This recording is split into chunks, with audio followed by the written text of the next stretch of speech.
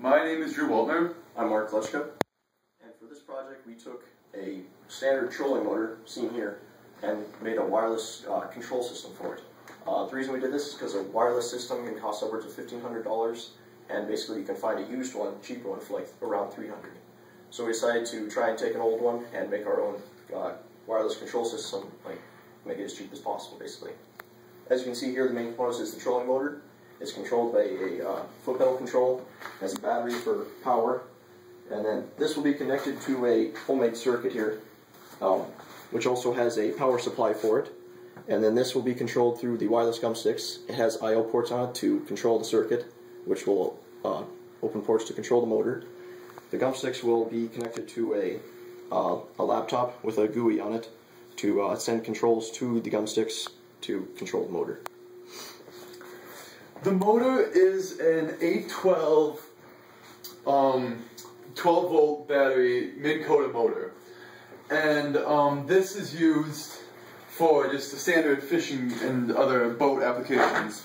And it's connected through this connector, and that then connects to the foot pedal, which is how these are commonly used. The older ones are commonly used.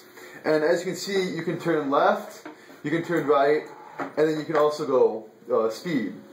So basically, after we decided we want to do this project, the next thing was to determine to see if even it was possible to design a schematic, because the only thing we had from the manufacturer was this these I/O ports and the pins, the pinout and such. So we really didn't have much to go off of. So the first thing to do was determine, see if this project was even possible.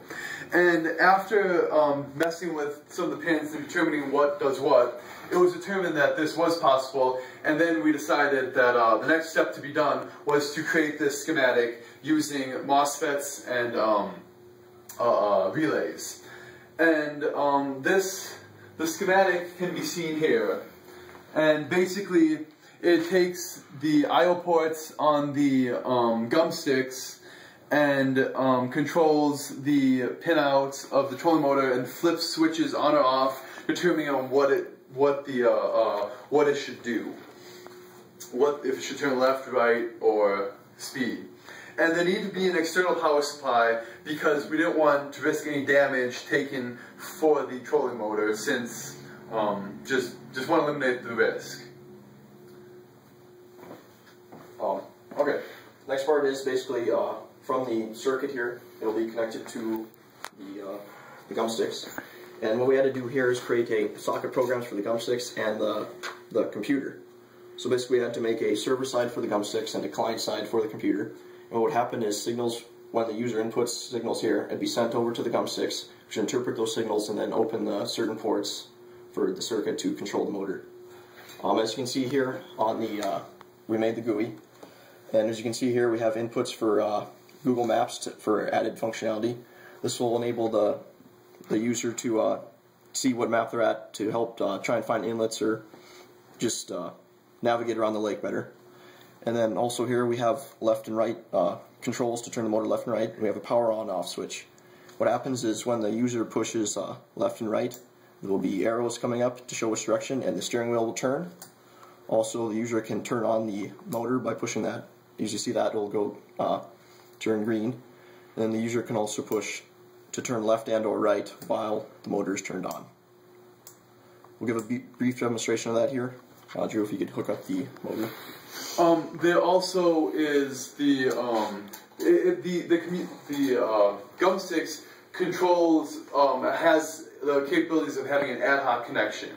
So it basically uses the Wi-Fi or the ad-hoc connection of Wi-Fi and communicates from any wireless devices that are capable of that. So basically the commands are sent to and from, or sent from the computer or other wireless device to the Gumstix through this ad-hoc connection network. And yeah, next I will connect the I/O port, or connect the pins to the trolling motor to control it. Now that we connected the circuit to pins, the input pins of the trolling motor, it can then be controlled using the wireless Gumstix and the laptop, using through our GUI. Okay. As I'll demonstrate here, I'll push the button to turn left. The motor turns left. I guess I'll turn it back right here. You can see that. Just pushing the button, left and right. Also, I can push to turn on the motor. And I can also push the button to turn right while the motor's turned on, and turn left. And to demonstrate the wireless range, I'll walk over here with the laptop and show it working. Okay, I'll push to turn right. Motor's turning. Turn left. Turn the motor on. Turn right. And turn left. And basically it just shows you that we can go basically anywhere in the boat and still get communication to the trolling motor, so we can control it. So you can be at the back of the boat and control the motor at the bow. And yeah, so this was our project, and I hope you like it.